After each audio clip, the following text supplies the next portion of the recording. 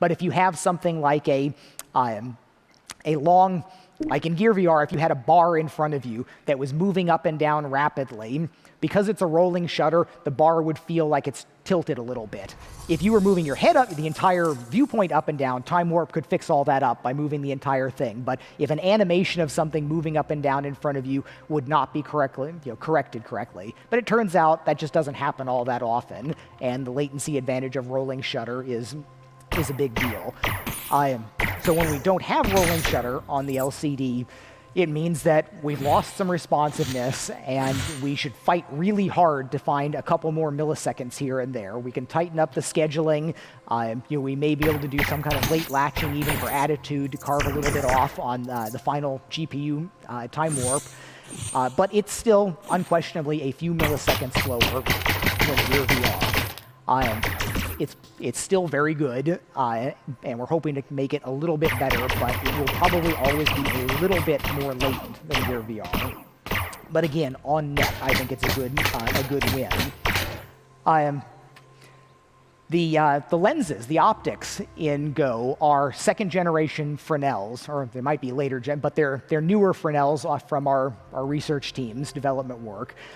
I always thought that Rift, the Fresnel trades on Rift were pretty serious. I was pretty put off by the glare effects that happen in Rift when you see all of our early demos. We'd get the nice bright Unreal Engine 4 logo popping up there, and you'd see these fringes coming off in all the different directions.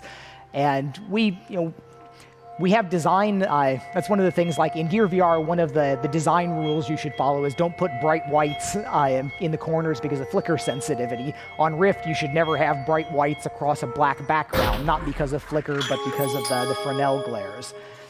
But it does help a lot in other areas. The biggest win for me in the optics is that Gear VR is really only clear right in the center, and if you've got things further away, it's just blurry, almost no matter which way you adjust the focus wheel. And this shows up most in games that have face-locked like HUDs. In Minecraft or Drop Dead, things like that, where you might have information presented around your periphery. I found that strikingly better on the Go optics than on Gear VR. And in fact, it's encouraged me to go back and say, now that we can actually clearly see more of this, I'm readdressing some of my trade-offs around chromatic aberration correction, where in the last couple of years, while we shipped initially on Note 4, we had chromatic aberration correction on like the movie screens. We turned it off on some later versions because we were having performance problems on some driver versions. And part of my argument was it's a blurry mess away from the center anyways. The fact that we have chromatic aberration is not the worst thing there. But now that I'm spending so much more time in Go, one of the things that I did last week was re-enable chromatic aberration on movie screens and some really picky fix-ups for things that have to happen. If you're just doing a normal game rendering, you render the 3D world, you might have screens or different things in it, you just turn on chromatic aberration correction and everything works. But if you're using layers, time warp layers specifically to get the high-quality movie screen or the high-quality panel, there are some surprising subtleties to that, where turning on chromatic aberration correction can actually give you more artifacts in some ways. Where this was visible in, you would see blue fringes at the edges of the movies in many cases. And you could carefully blend over it, and they just wouldn't go away. And there's two interlocked reasons why that happens. One is that when we do chromatic aberration correction, blending layers, we have one alpha channel sample that blends this, but we've spread the 3 chroma channels apart. Again, Rift, with lots of computing power at its disposal, does the compositing of layers properly, where every channel gets its own alpha value. This is, again, a case where you do all of these things that Rift does with mirror correction and overdrive and proper blending. Just running in an asynchronous space warp, just running the compositor on from Rift would take up all of the computing power on a GPU on a mobile system, leaving absolutely nothing for your application. So we have to live with these trade-offs. But it's possible to fix a lot of these with design issues.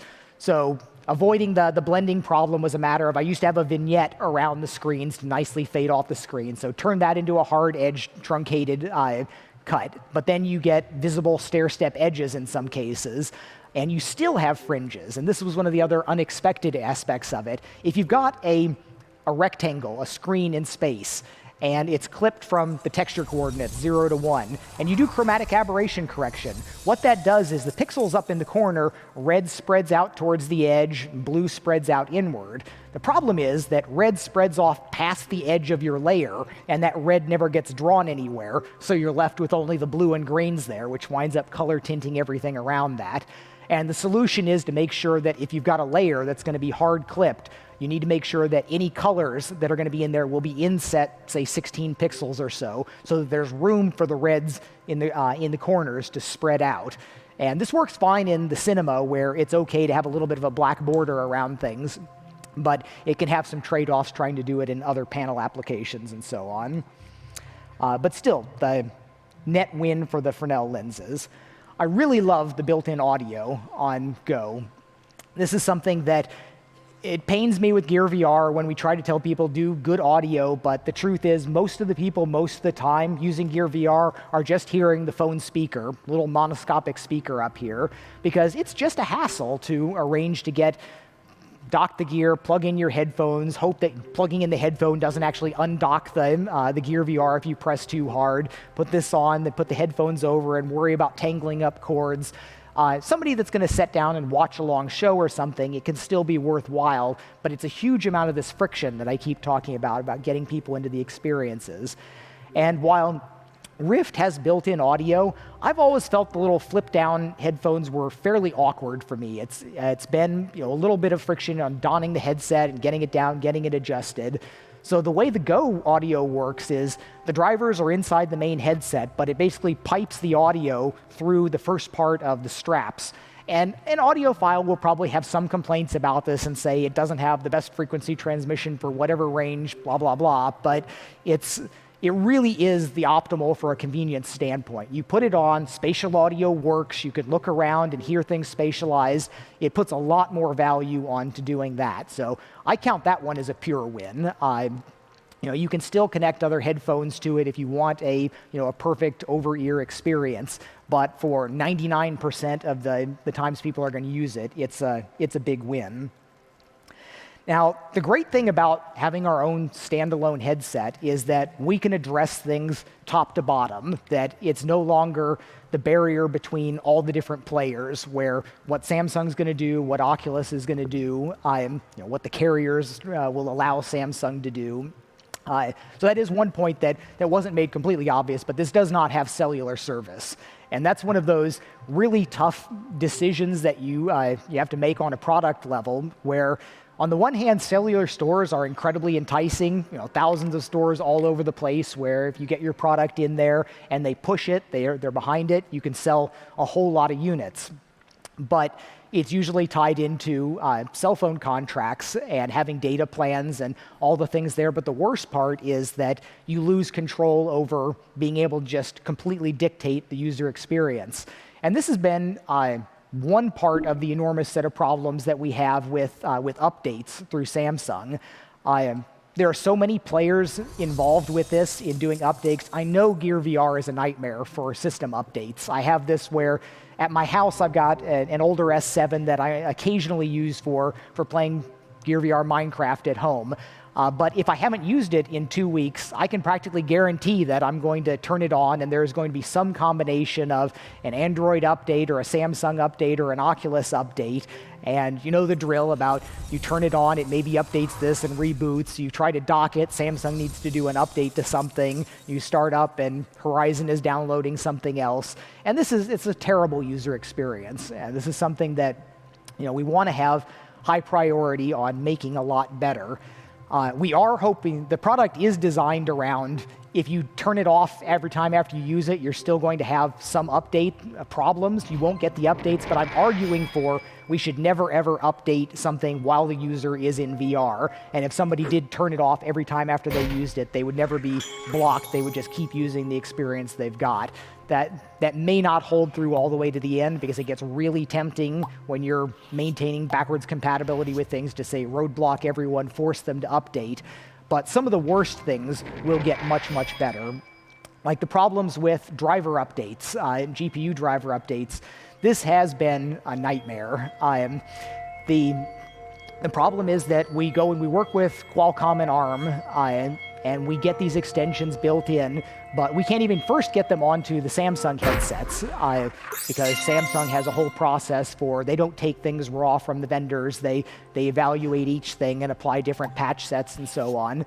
And then they don't even go out to their internal builds for quite some time.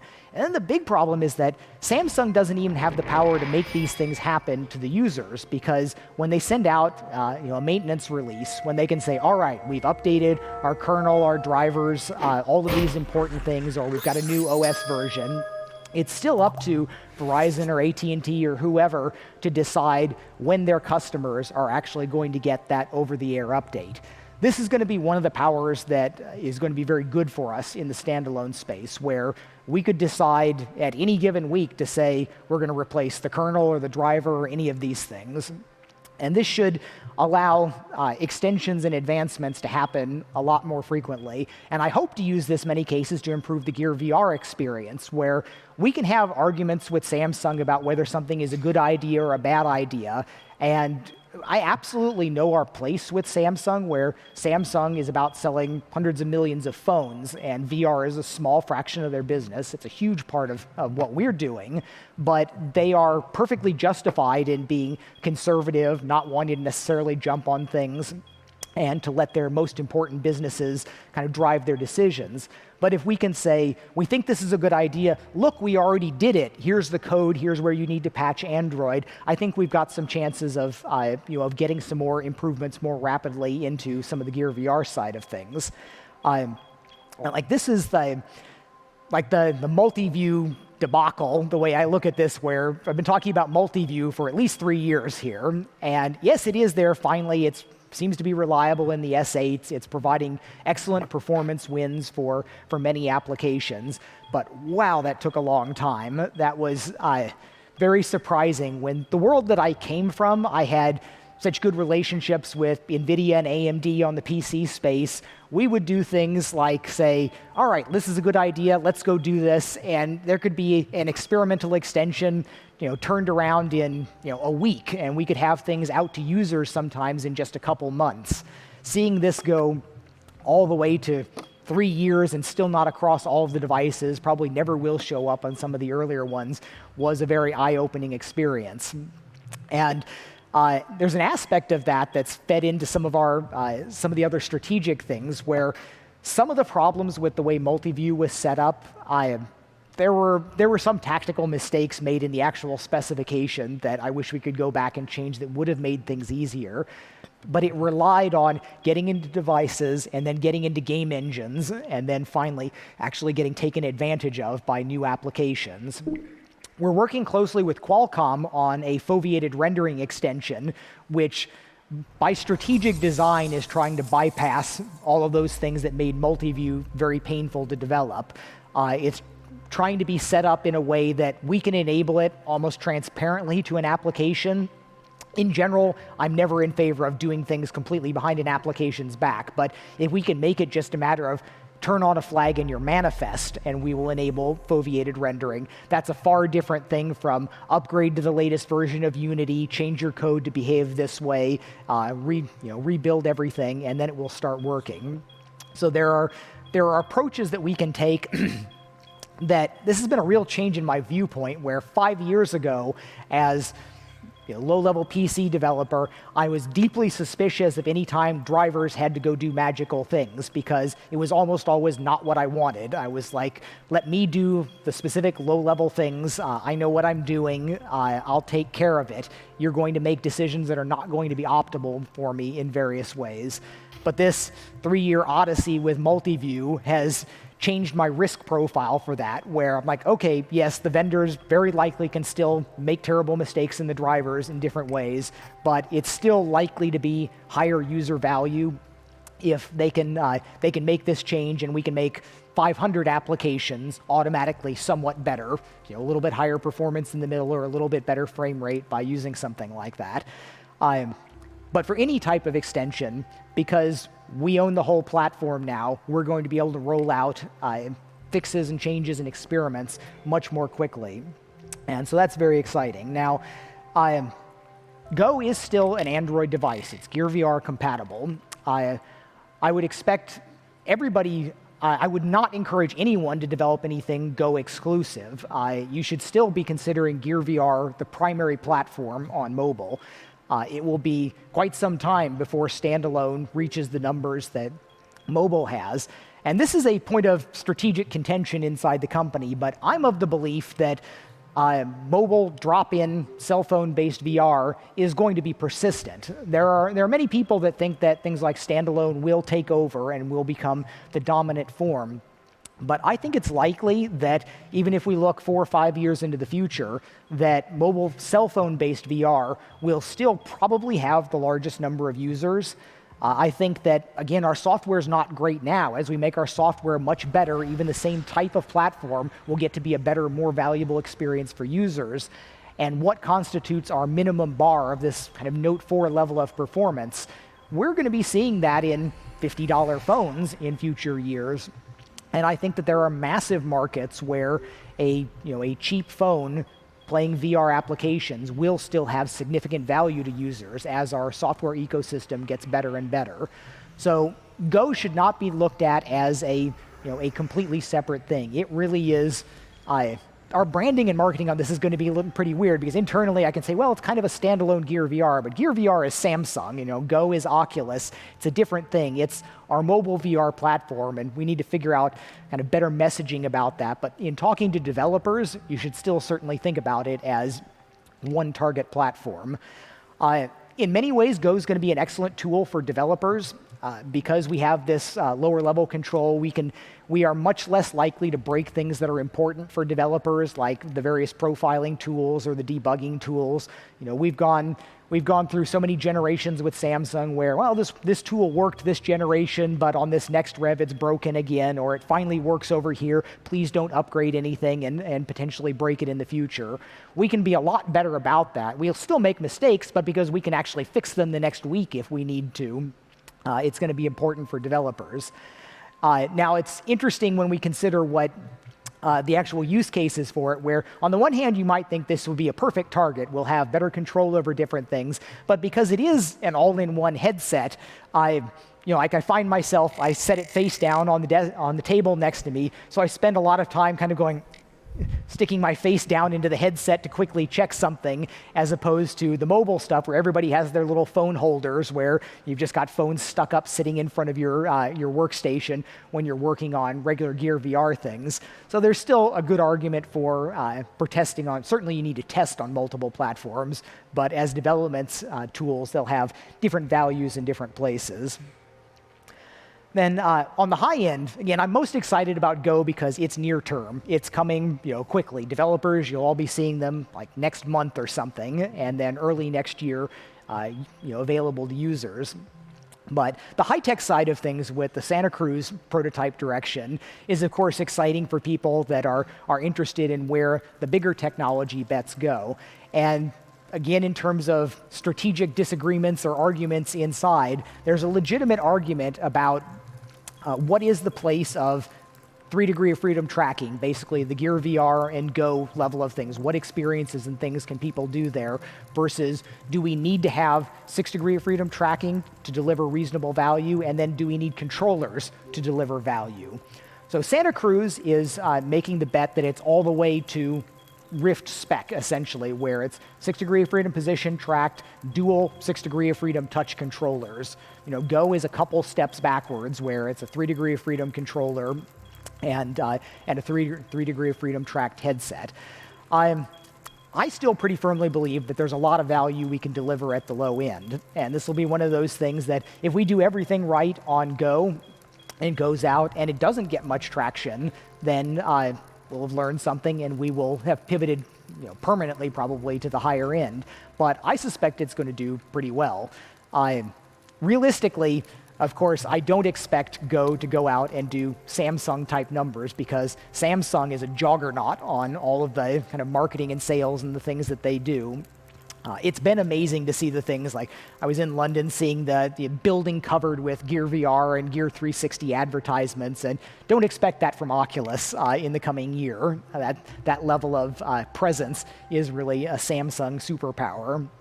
But the 6-degree freedom tracking side of things, the argument that I always make is that a lot of what people do in Gear VR especially wouldn't even benefit from 6-degree of freedom tracking, where the video applications, the 360 videos, 360 photos, even watching things in Netflix or the cinema theater, benefit very little or not at all from 6-degree freedom tracking.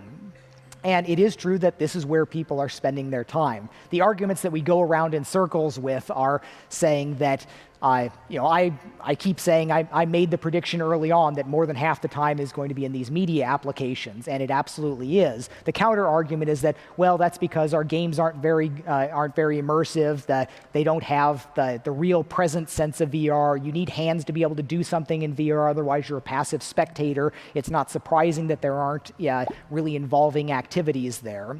And it's a credible argument. We have reasonable people can differ on some of these things, and ultimately the market will have out. Will be informed by how people respond to the product.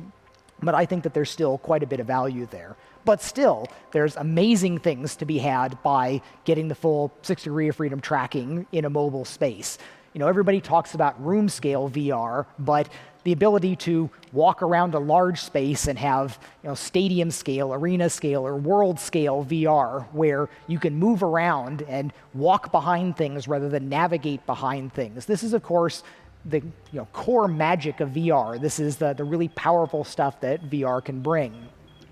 And it is inevitable that all of this will come down to very low price points in mobile. There are still enough trends on things that, quality of cameras and integration of different things, that these prices are going to be dropping. It is a question of where mass adoption happens, though, and at what price points. I do harp again on, I think $199 is a superpower for Go, and it's unlikely that we can throw all the other things in at once.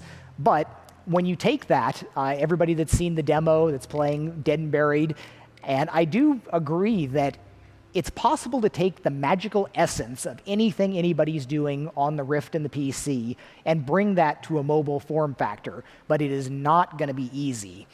I make the comment a lot about how a high-end PC might be burning 400 watts of power, and on a mobile system, maybe you're burning 4, if that, in a lot of cases. So a factor of 100 in power difference. It can be bridged, and if you look at, again, Dead and Buried is done by crack internal developers. Andrew and Ryan, the Oculus Strike team people, they know what they're doing. They're veterans. They've been around for a long time, and they bring over the entire essence of what they were doing. You're missing a lot of subtleties in some of the graphics, different aspects, but you can get the core magic. And it's possible, but it is a lot of work. And again, like my talk at the beginning, it takes people buying into some of these skill sets that are not necessarily being exercised very much right now. If you're interested in seeing that level of interactivity and performance, you might as well start by sprucing up some Gear VR level things, because that's performance, relative performance levels that you have to deal with. Some of the things that are interesting from the standalone engineering side of things, I've often commented that mobile performance, you only get kind of half or less of what you think that you would get, and largely that's because of thermal limits, and everybody's had the issues of Gear VR overheating. And I stress about this a lot, where everybody, each time we get a new generation, like the S8 is a lot better, and people say, well, we want to do more aggressive graphics. And I'm always like, can we just hold back and instead have a device that never overheats? It's a balance between saying, well, I really want to add my specular highlights to this. And I'm like, well, I really don't want to overheat and have a user say, well, my device just kind of crapped out on me. This is not very good. But with proper cooling, it is possible to run the devices at their maximum or very high clock rates. But that's one of those engineering changes. Do we put on active cooling and have fans blowing over this? And certainly we're going to have lots of this computer vision work going on to track the world, to track the controllers, that comes out of the the minimal hardware that's going to be there and driven by the battery. So there's a lot of trades there. Some of the other interesting aspects of owning it, like a discussion that came up, one of the problems that we have on Gear VR is lens fogging. One of the reasons why it's less of a problem on Rift is you'll notice that the Rift stays kind of warm. If it just sits on your desk there, it's burning power. It's probably burning as much power as an active cell phone when it's sitting there idle for the cameras and the Rift itself. But that actually keeps the lenses from being as much of a fogging problem, because the temperature of the lenses determines when humidity or sweat condensation will wind up landing on the lenses. That's something we've talked about for Go, where maybe we should, if you've got it plugged in, if you have it on the charger and plugged in, we should drive the screen, turn the screen backlight on, but leave the pixels all black, so it generates heat into the device and notably keeps the LCDs warm, so they're going to change faster. We have concerns about various low temperature conditions for the LCDs as another trade-off against OLEDs.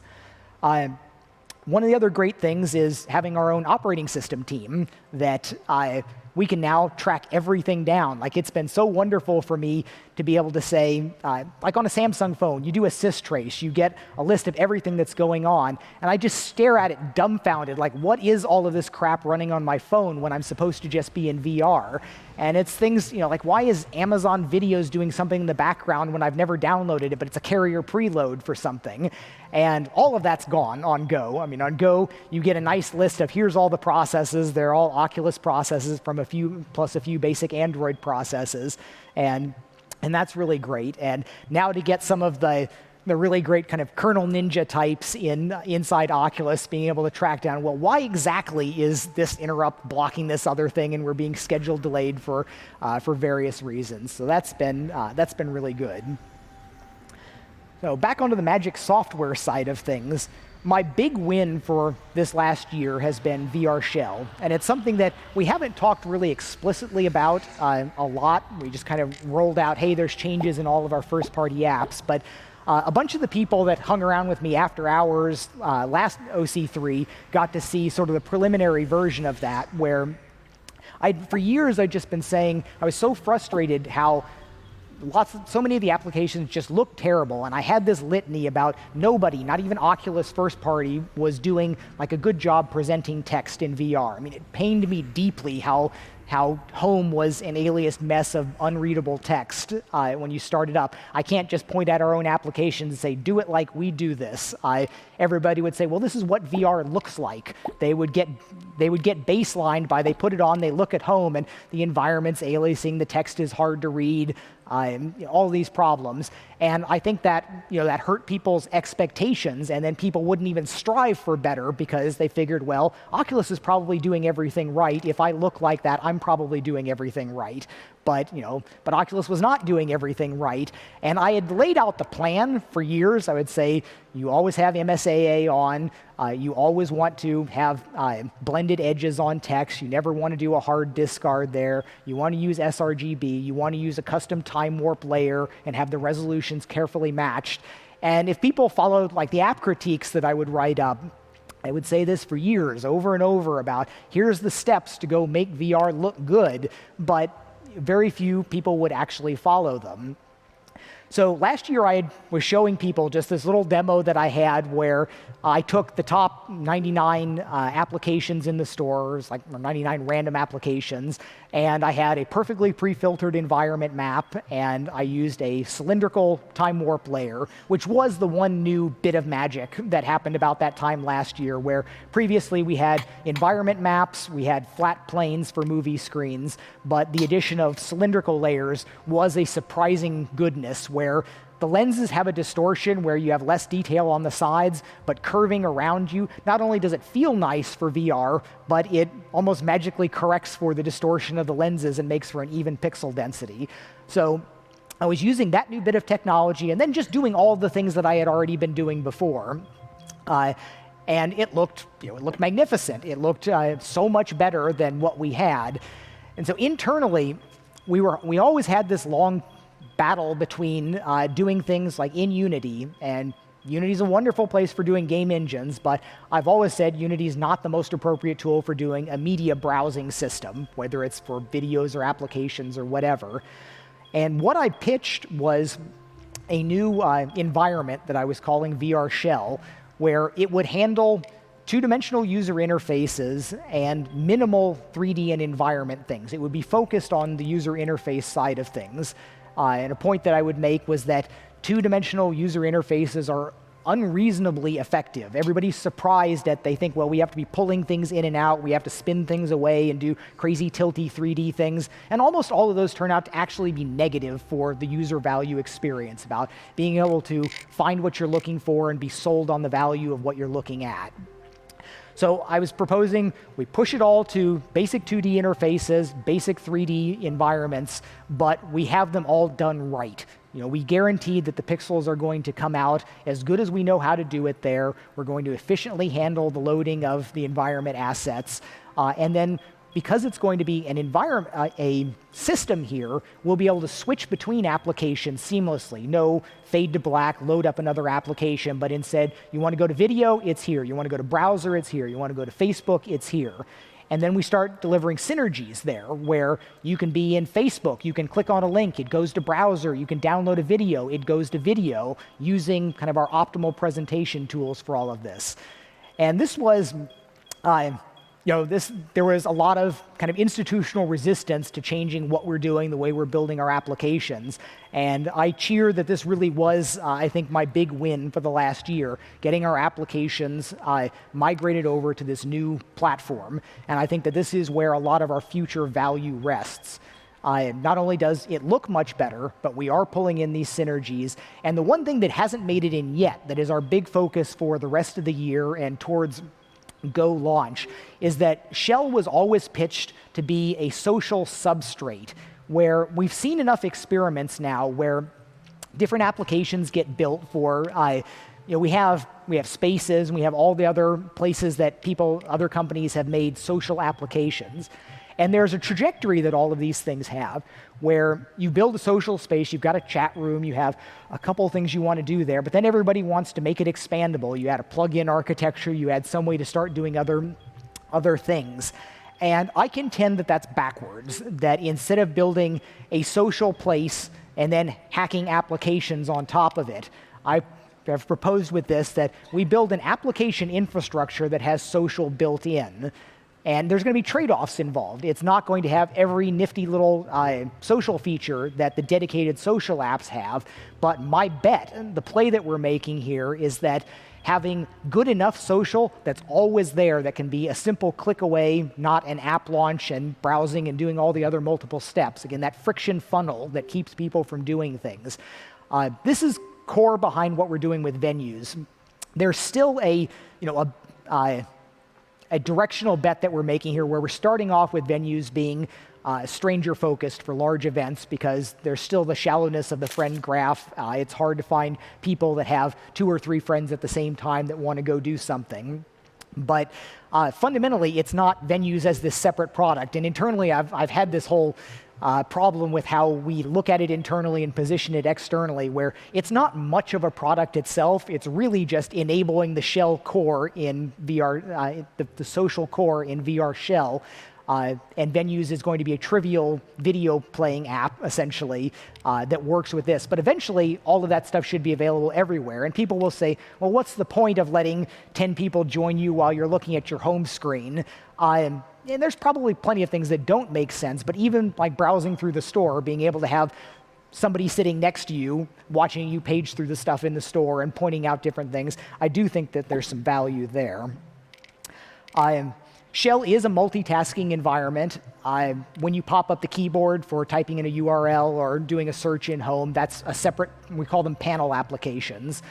We talked at the beginning, we started off making home actually 3 separate applications. We were going to have social and store and recents, different things like that. Turned out we didn't do that, and the landing page is one big application, so it has the freedom to rearrange things in different ways. But you do have the ability to do that, and we're rolling out a new interface that's going to sit that's going to sit below a lot of the applications to provide common things that everybody wishes we had, like easy ability to see the time, see the battery level. We're going to have a universal bed mode in Shell where you can just pull any of the UI, so you can lay down and browse the web or Facebook on the ceiling while the environment around you still stays properly referenced without going to a void theater system. So I think a lot of these things are going to be very powerful. There's still a few pieces, like I wince every time now that I see the old pieces of system activities when you have the quit to home or return to application mode, which is still not in layers, blurry, low resolution. All of those things are going to eventually be part of the home VR shell system that all applications will be able to take advantage of. Now, the actual programming model for the shell applications, this does mark the second time now where I've kind of failed to bring in a radical change in program development.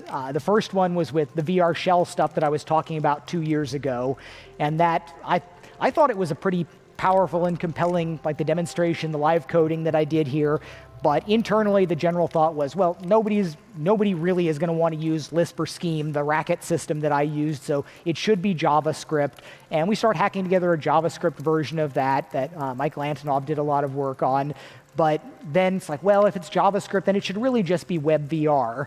And we spin up the WebVR team, start working on all of that. But my hope of 2 years ago, being able to have this super simple, easy to distribute, simple VR application model, we've lost that. And I have a guarded kind of relationship with WebVR, where in general, it's never wise to bet against the web and the open standards. I think that we should support it as well as reasonably, but we have some passionate WebVR advocates internally, and I'm always trying to steer them. It's like, no, let's build better stuff in VR shell rather than spending a lot more time on WebVR. There's reasonable arguments. Reasonable people can differ on the priorities there, but I want to make my play on let's do the best thing the hardware is capable of on our systems in VR shell, rather than spending lots of time on WebVR stuff, which has to work on various lowest common denominator systems.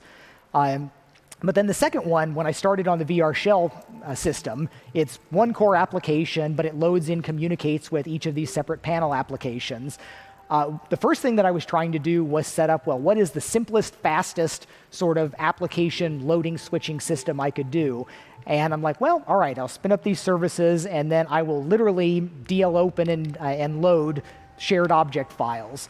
And I could set things up so I commented it's like virtual reality like it would be in the 1990s, where you've just got you've got your C++, POSIX, OpenGL, OpenSL, and you write these simple things, and it's one simple little make file. And it had these half-second turnarounds. Applications could launch and show their first frame in 50 milliseconds. And for the low-level developer like me, I loved this. I thought this was amazing. Instead of a whole directory full of stuff to build your project, you could have Hello World look like one file, one C++ file, one make file. And some of the simple applications that I did had these magical response rates, all these high qualities. But it didn't even last a couple months before people are saying, well, we need to load Java code. We need to load all of this stuff that our applications depend on. We need all of these other libraries. And it very quickly slid into panel applications are now full Android APKs, which makes me sad. They've got the whole Gradle to build, and takes longer to start up. And people do take the opportunity to pile in lots of Java, JavaScript interpreters, and all these different things. But it's probably the right thing. It's more important for people that have large, extensive, powerful code bases to be able to easily retask them for this than to be able to build these brand new from scratch, super efficient diamond jewels. So where we are right now is what a panel app is an Android service that an APK provides. VR Shell launches it. You can give it a surface to draw onto, which we can take care of positioning in 3D, and there's a command channel to do things like changing the environment behind you, loading up different models, playing videos, all sorts of different things like that. And so I hope that type of annotation, this is one of my other kind of uneasy relationships with WebVR, is I think that there's this great possibility of doing super trivial website annotations where Instead of adding a big thing, if you want to add a little bit of flavor in the browser, we should be able to drop in one line into an HTML file, which is basically, send this environment command to VR shell. So everything else ignores it, but if you're browsing in VR shell and you go to this page, it changes the environment around you. I think that there's some great low-hanging fruit that again, the friction funnel, if all it takes to make your website a little bit more VR spiffy is put one line into your HTML file and point it at a 360 photo somewhere, I think that's the type of thing tens of thousands of web pages could reasonably do. If it's a matter of rethinking it for some virtual reality experience and writing a mini game engine in web VR, that's something that I don't think many websites will actually go out of their way to do. So I consider VR Shell so far a pretty big success for us. We have lots of work going on to develop it. The intention is to become this next computing platform that you can do everything that you would do in a traditional computing environment in VR with high quality, with good responsiveness, and there's lots of active effort going on with that. So going forward, if that was my win for last year, my goal for this coming year, really the second half, is to make a similar step in the quality of our immersive video. The power of a really good 360 video in stereo 60 frames per second, high resolution, is really high. And we really lost something even from the very earliest Gear VR Innovator Edition. One of the things that I was so happy about there was that we had the little pack-in SD card that had 16 gigs of media on it, including some high-quality 360 videos. And you looked at those, and that was many people's first impression, and it's a wow when you see something really great. In contrast now, if you start up Gear VR, you go to Oculus Video, and you watch some 360 videos, it's just not that great for a lot of different reasons.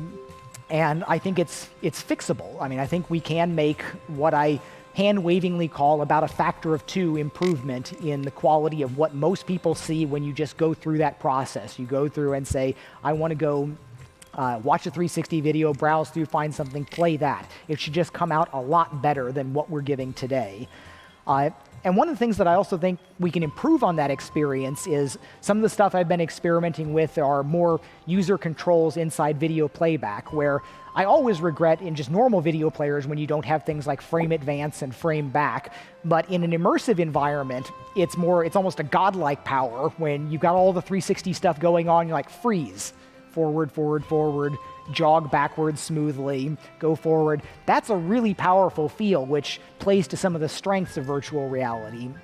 So I've spent a lot of time in the last 6 months kind of leveling up my video skills in a lot of different ways, reading all sorts of ISO specs and writing implementations of different things. Now, I can't magically make a crummy 360 video look great. Although there is some interesting research opportunities and things going on with using machine learning to do things like super resolution, and frame rate interpolation is a reasonable thing to do. So there potentially is some room for magically make bad videos look better, but what I'm concentrating on is reducing the delta between what's actually captured and then what the user sees, because there are a lot of steps between that right now that do a whole lot of damage to it. So there's kind of 4 things that I'm working on that make a big difference on video. One, the simplest, most obvious thing that hardly takes any effort is just allowing users to take advantage of the bandwidth that they've got. We see Facebook does all these surveys about how much bandwidth users have on average, and if you look across the main Facebook applications, you've got all these across the developing world, people that are on tiny little straws of bandwidth, and things that they do for videos. They have very low quality versions of things. One of the things that's really a shame right now that needs to be addressed is they have all the different levels of video quality, going from, in some cases, 4K down to these little 160 by 120 thumbnails. But there's a single audio track for anything that gets uploaded to Facebook with a single binaural, with stereo audio. The 360 audio is much higher quality. That's got a lot of bit rate. But if you just upload a big video, even if it's a 4K video and you upload it at 100 megabit per second master quality, the audio is coming down to 50 kilobits per second. And most people would say that even with good compression and everything, you should have 100 or maybe 150, depending on the codec that you're using. So audio takes a pretty big hit there. Again, changes in priorities when all you've got likely is a little Gear VR speakerphone speaker. Maybe that's not such a big deal now that we're focusing more on Go and everybody's got good, reasonable quality stereo audio. We can care more about that. So we look at the bandwidth rates, and lots of people on browsing the web or the Facebook application may have very low bandwidth, but the Gear VR users are way up there. They're people with premium smartphones that tend to have much better bandwidth. And the highest bandwidth version that you get from a video that goes up to Facebook is usually around 10 or 12 megabits per second.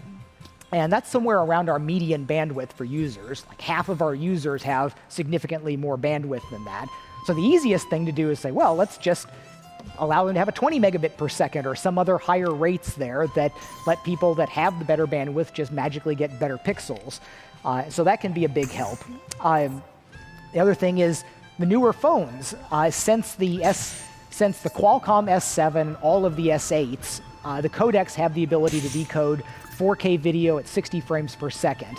The earlier phones were limited to 4K at 30 frames per second, or the quirky aspect way back on the original Note 4, it could do 3840 by 1920 at 30, but 4K by 2K only at 24 frames per second. So encouraging more videos to take advantage of this greater headroom that we've got on the newer phones. Then one of the things that's bothered me since the very beginning, the original Note 4 releases, the frame release tempo on the videos has not been perfect, where I say 60 frames per second is magically so much better, but if you play a 60 frames per second video, it does not come out one-to-one video frame to display frame.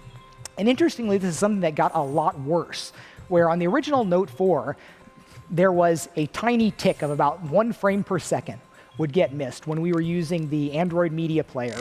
And I was heartened because I had noticed that, and the Felix and Paul people pointed that out. Hey, what's the deal with this little tick? And I was heartened to find that anybody else actually even noticed that. So that wasn't a huge deal, but I always thought, well, what needs to happen is instead of locking to the audio time, you need to lock to the video time and then slightly resample the audio rate.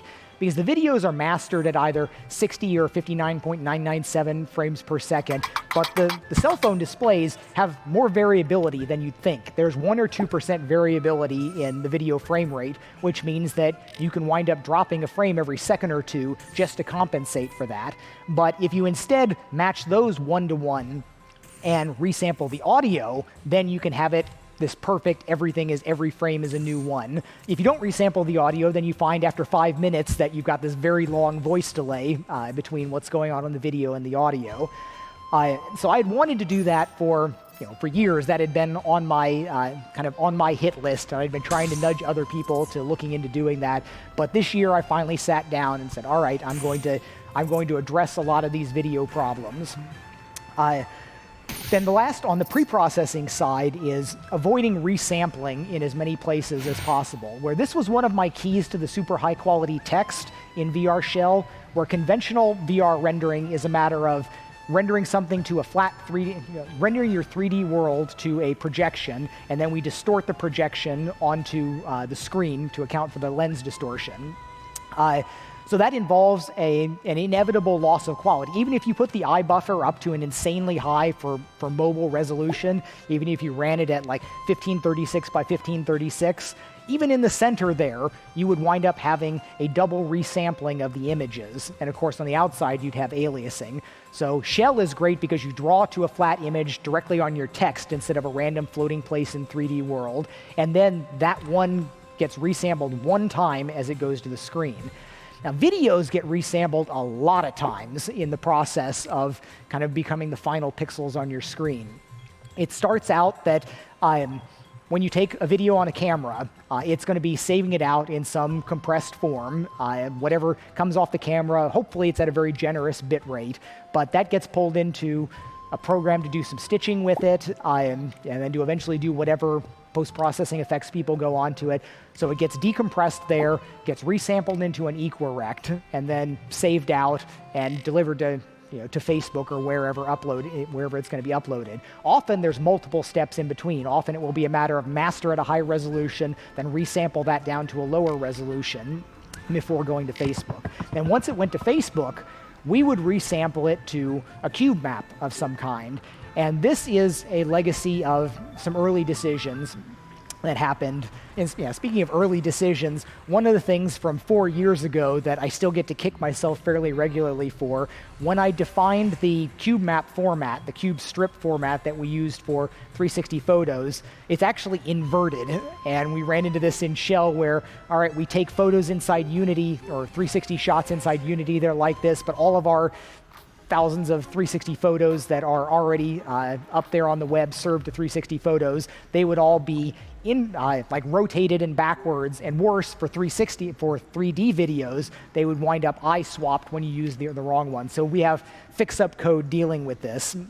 But the reason we used cube maps initially was two things. One, everybody knows Equirecs waste a fair amount of data on the top and bottom. You've got these massive pole spreads, and it's about 30% more pixels that if you treat it as a cube map, you still have unequal distribution. The corners are much higher resolution than straight in front of you, but it's still about 30% better than Equirecs. And then the other aspect was being able to do the direct time warp sampling.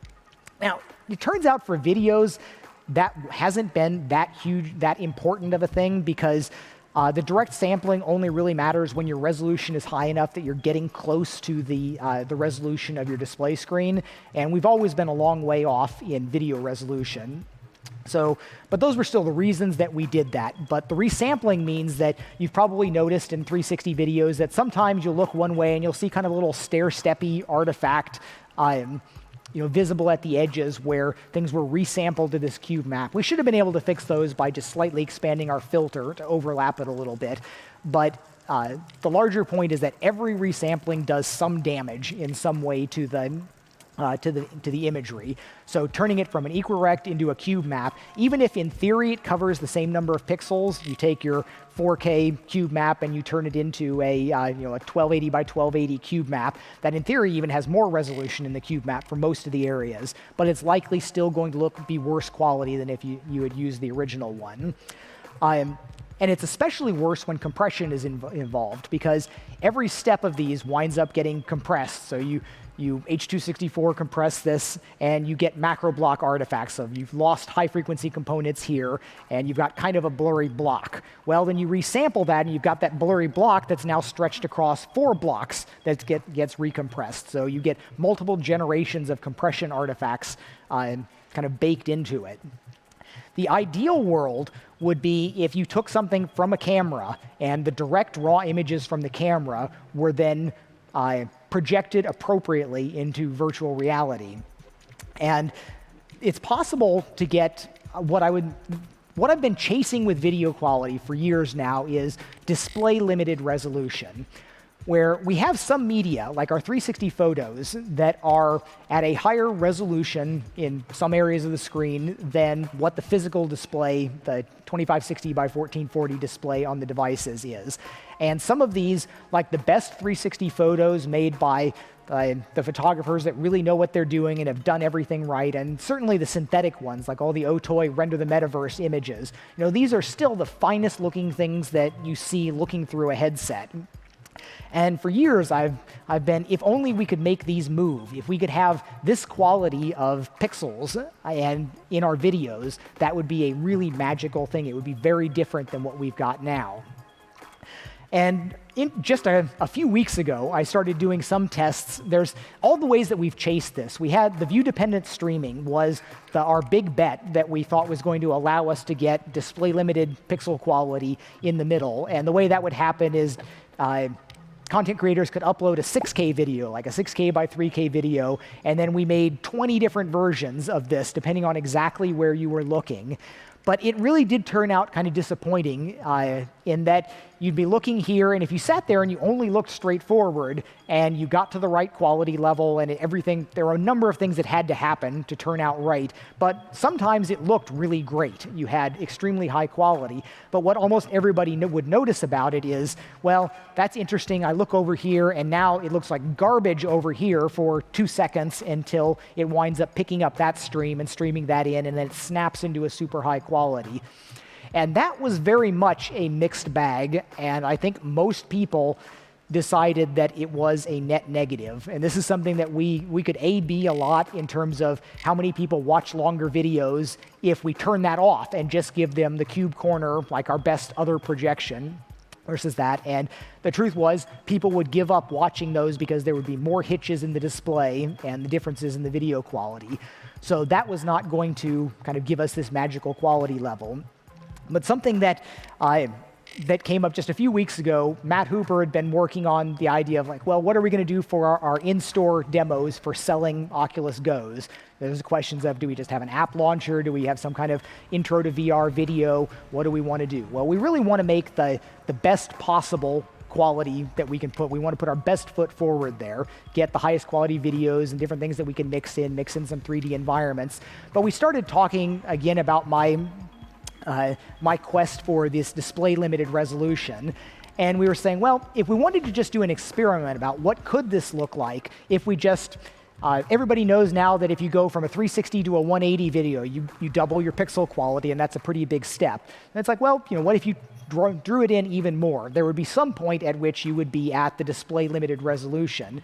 And by kind of a happy coincidence, it turns out that just regular GoPros, one of their resolutions where you're at 1920 by 1440, that's at a 90 degree by 120 degree field of view. That is almost spot on to what Gear VR's actual resolution is. So, Matt went and set up a couple GoPros, did the type of thing that probably dozens of you in the audience have gone and done, set up a stereo camera rig, worked out the syncing stuff, and started taking some footage with that.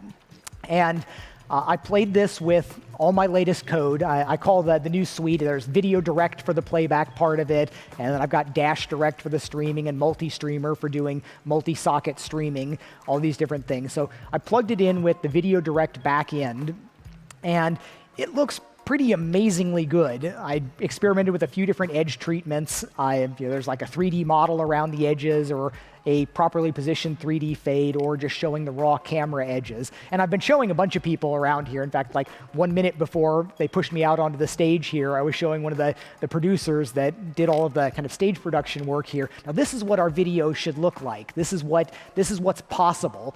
And it gets an amazing reaction. And probably 20 or 30 people have gotten my S7 passed around to see this while I'm here, and I'm here certainly the rest of the day, and more people will see it. And I'm looking at this as this is very much like what I did last year, and if I can keep this going in future years, this will be great. Show how text and imagery should look last year, deliver VR shell, show how video should look here, and deliver massive video improvements next year. But it reinforces to me that there is magic there, that there's something very powerful. Getting locked stereo, locked 60 frames per second, having everything work perfect without the glitches, without the artifacts, at that resolution, it's really a pretty big deal. And these were just GoPros, where professional lenses, professional lighting, you could stretch out the fields of view. Even if you weren't doing any more tricks, you could go to, that's not maxing out the codec resolution. You could go to maybe 160 by 120 or something and still have this exact same super quality.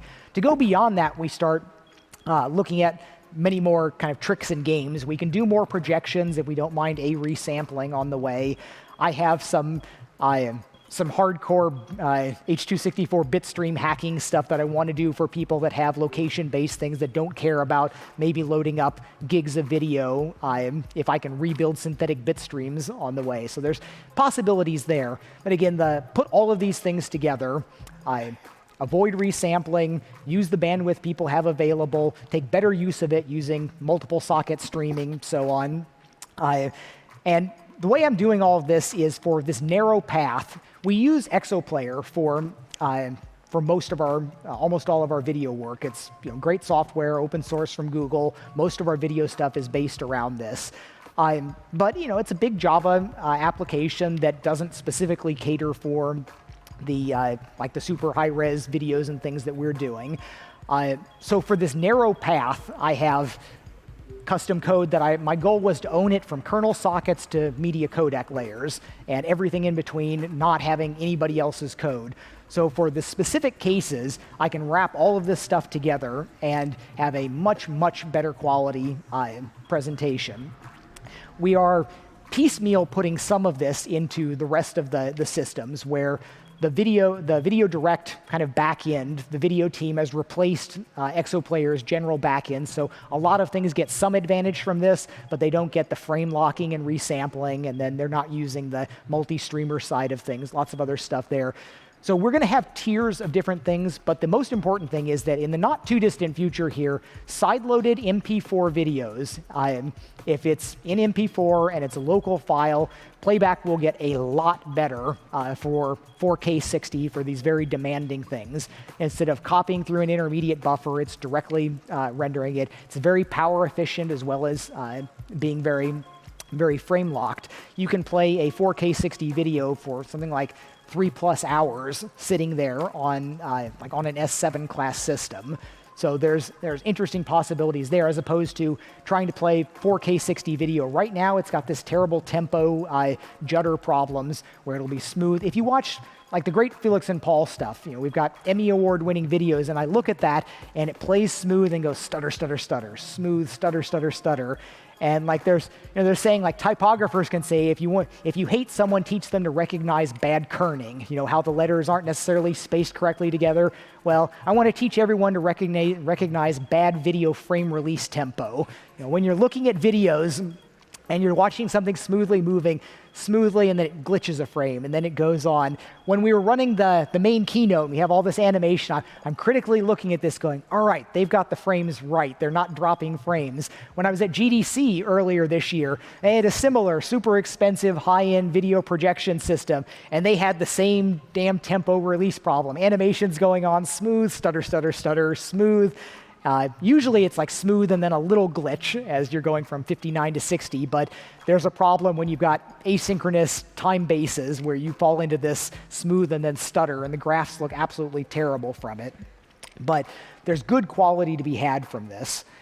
On the content creation side, there have been a lot of interesting learnings and surprises as we look at the data, and as part of Facebook, and we've got a great kind of analytics team on some of this, there are some interesting insights that you get from really paying attention to what people are actually doing. Some of the stuff that people never would have guessed 4 years ago, things like roller coasters are unreasonably effective with people. I mean, it is shocking. Not only do people watch the roller coaster videos, they go back and watch them again and again. They're some of the most replayed things, which violates all of the basic wisdom about like what a good VR experience should be. Focusing on comfort, not doing the locomotion, not turning in parabolic arcs and different things. But the honest truth is, people are doing them. They'll watch them, and then they probably go around, they show their friends, and all these other things.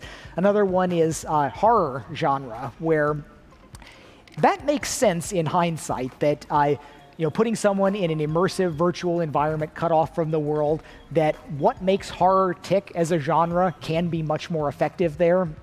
And horror's never really been my genre, but I recognize the effectiveness of this in many cases. I know like most of the Face Your Fears was fine, but the creepy bedroom scene on there, I'm like, I just don't want to see the rest of this. It's impactful enough there for what it's trying to do that it has a powerful effect. And a lot of our videos, just in 360 videos, are similarly very high ranked with horror genre. Some of the stuff that comes down to kind of brass tacks on development, where the dramatic stuff is often very popular. The Lego things are always very high on our rankings, the Lego Batman and so on, Lego Star Wars now, but it's very expensive to produce those, high quality 3D rendering. But things that are also often very popular that are dirt cheap to produce are things like the animal videos. Nature videos, somewhat less so, but then putting actual animals in there and letting them come up right around the camera. basically cat videos sort of thing, and that is also remarkably popular in VR. One of the things that Google announced that I thought was really important, and I'm kind of disappointed that I haven't seen more aggressive follow-up on this, because I thought it was potentially one of the really great ideas here, was pushing more on the 180 videos and allowing it to, if we can convince people that do normal things like on YouTube or whatever, if instead of just having the one camera pointing at them, you put a dual 180 stereo camera, but you automatically pull out the appropriate 1280 by 720 center part to send to everybody that's watching it normally, that becomes something that you serve all of the existing customers, but then, please stop flashing me, go to QA, I'll get it in a minute. But then you get this wonderful immersive experience that really is different. And if you, especially at 4K 60, it is at that distance, when you're just like 3 feet away from people with good quality, it is a magically different experience. And I think that's an opportunity to get immense amounts of content. And that seemed really brilliant at the idea, and I think they did a few trials with that, but I hope that rolls out really broadly, because almost everything that people wind up doing, cinematography or videography-wise, we have all these things that we know how to do, pointing the camera at it. And some of the things that wind up being surprising, talking about people that go through the work of 360 production, is that you think about like all the challenges about, okay, obviously you can't have your set stuff back here, but you can't have your director sitting behind the cameras, which is something that directors are used to being able to do and kind of direct the action in various ways. And there are all these challenges with 360 where there's certain things that 360 is better than anything for. When you put yourself in some wonderful environment and you look around, you appreciate the whole thing. But it really does seem likely that that is a subset of the things that people want to experience. And we also find that, unfortunately, people don't turn around nearly as much as we kind of wish they would. For years, I preached the virtues of swivel chair gaming for Gear VR, that this is, the way to have the most fun in a gaming experience is to either stand or sit in a swivel chair and be able to turn around 360 degrees, chase the action wherever it's going. And I think the best games are still like that, but the vast majority of people want to sit on their couch and have something happening in front of them. So I think that there's an excellent opportunity for taking things that you're going to present normally in a rectilinear format, but then also producing for free, essentially, a high-quality immersive version of it that you can get with almost no extra work. Because production costs matter. We start looking at these and say, all right, it's great that we won an Emmy for The People's House, but that was really expensive to do. Everybody can't build content like that, and YouTube has certainly shown that a lot of surprisingly low-budget, inexpensive content winds up being extremely powerful for people and makes a big impact.